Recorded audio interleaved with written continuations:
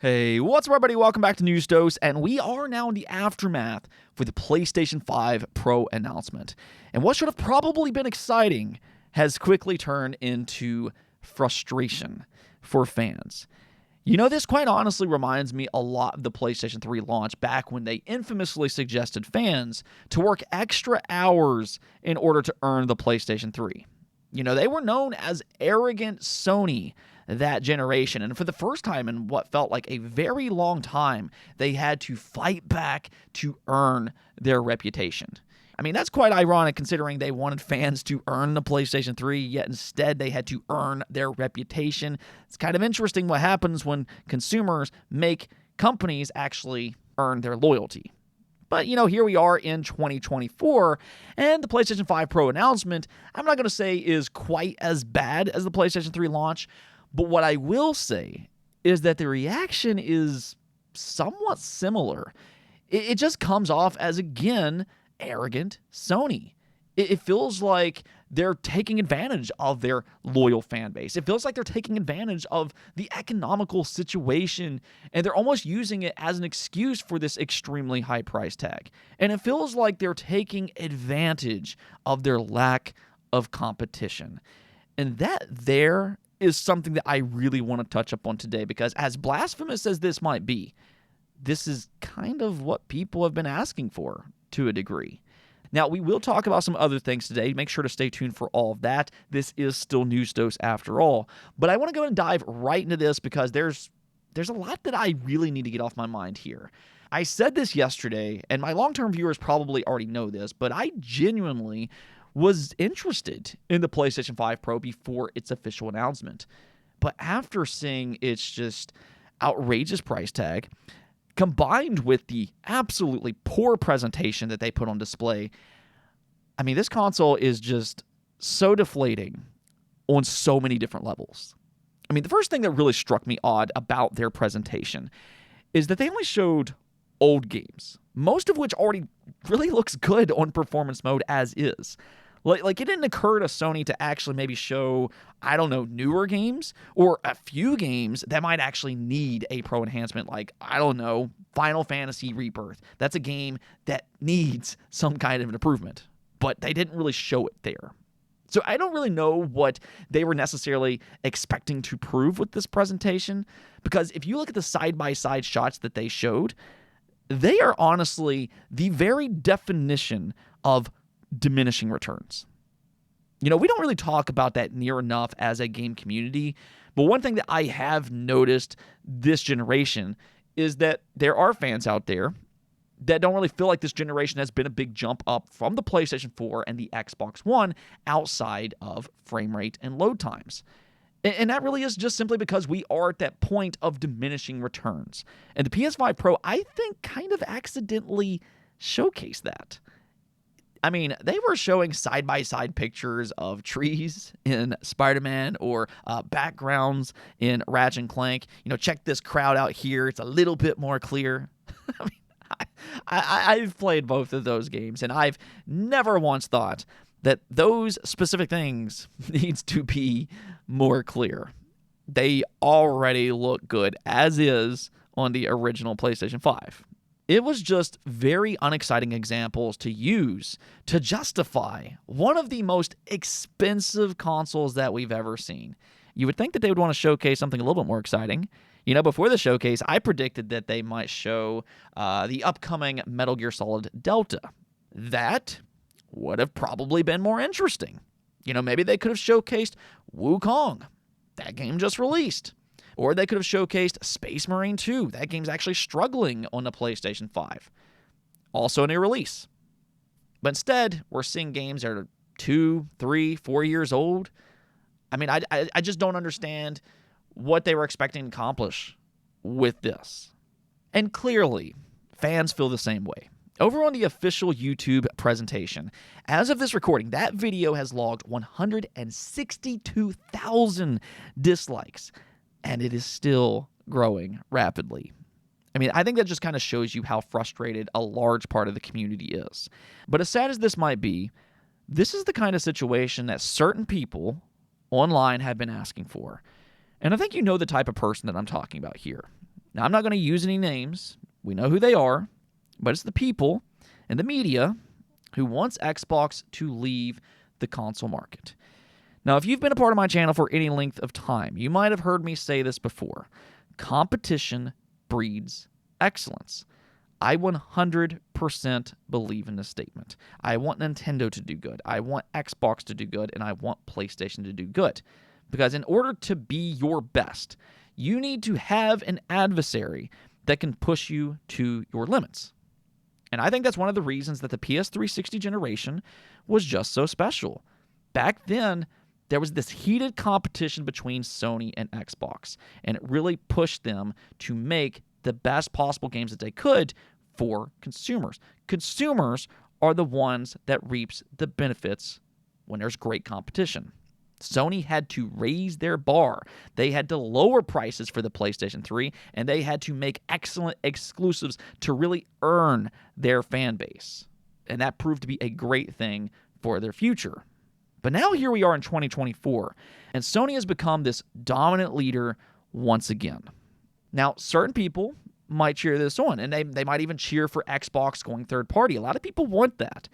But if Xbox completely yields, there is a price that comes along with that. I mean, let me just ask you this. Why do you think Sony became so arrogant in 2005 with the PlayStation 3? Why do you think that they were so confident in a $600 launch price tag? It was because they believed they were untouchable, the de facto go-to console brand. During the previous generation, the PlayStation 2 sold 155 million consoles. That is still the number one best-selling console of all time. While meanwhile, its competitors during that same generation, the GameCube, sold around 22 million units, and the original Xbox sold 24 million units. To put that into perspective, the two combined didn't even sell a third of what the PlayStation 2 did. Sony also ran Sega out of business during that generation, and they had the market on complete lockdown. So Sony thought that they could do pretty much anything that they wanted to. That's the entire reason that Sony was given the nickname Arrogant Sony. Now I want to go and ask, does that even slightly remind you of the current landscape with Sony and Xbox in 2024? Because as much as you might not like the Xbox brand, I get it. They've made some mistakes. But the less competition that there is, the worse it is for fans. And right now, there is an analyst from Ampere that believes the $700 PS5 Pro price tag is partially because there is no PS5 Pro competitor.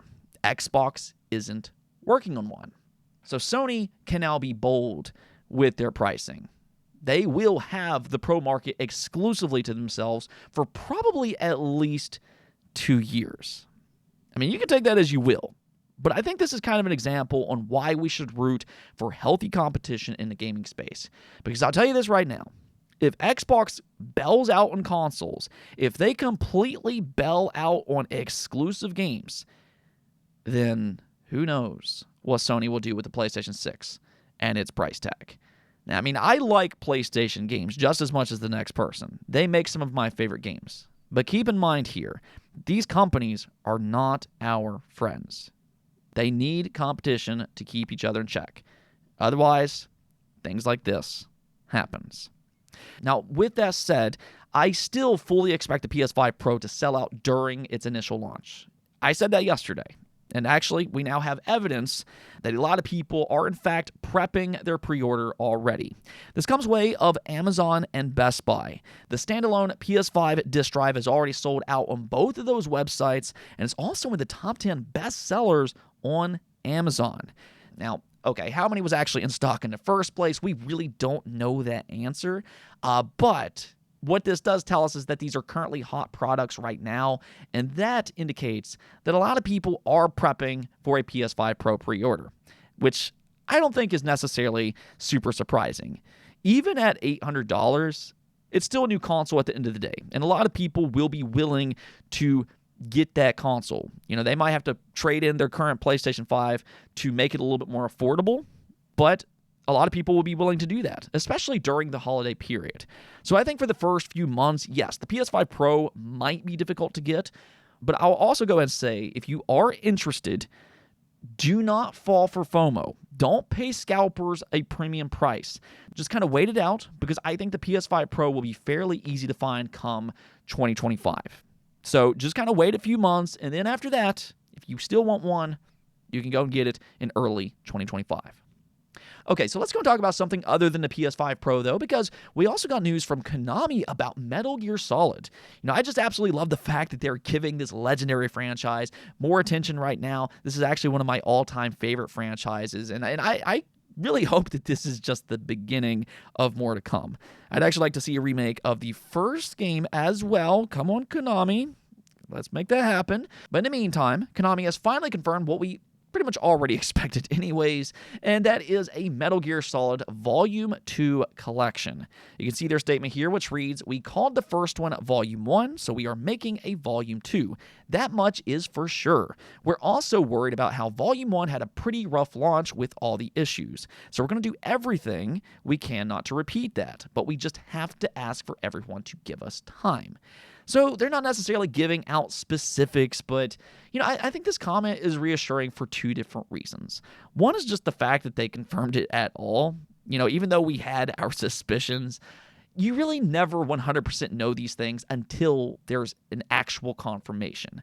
I mean, for all we know, maybe the first volume sold poorly, so they could have just abandoned Volume 2. So I think with that, it is nice to get a confirmation. And just as important here, they also suggested that they are going to have better quality assurance. I know not everybody was necessarily thrilled about the resolution for Volume 1. It was 1080p, and maybe they can improve on that aspect for Volume 2. Maybe 4K 60 frames per second with games like Metal Gear Solid 4. Maybe we could also get Metal Gear Solid Peace Walker and, I don't know, Metal Gear Solid Rising. I think that would be a must-buy collection. But nonetheless here, like they said, I guess we'll just have to give them some time. Now, one last thing before we go, though. Space Marine 2 got off to an even hotter start with its official launch. Of course, we talked about this the other day during its advanced access, but now that it's available to everybody, you can see here on Steam database, it's already reached a peak high of 225,000 players on Steam. That is absolutely incredible, and I think it's really great to see for a game like this. Previously, the highest concurrent count for a Warhammer game was Warhammer 3 at 166,000. So this is a significant increase, and also I really just think it's a good sign that the Space Marine sub-series could continue on with a promising future. Maybe we'll get Space Marine 3 sooner rather than later. If you're a fan of this franchise, again, this is a pretty good sign. And matter of fact, they've already announced it's reached 2 million players, and I fully expect this game to continue to grow as 2024 continues. We are about ready to hit the holiday season, and I think this could actually be one of the more popular games for the rest of this year. Anyways, though, that's going to be it for this episode, but as always, do make sure to hit the subscribe button if you like this type of content. But until next time, peace out.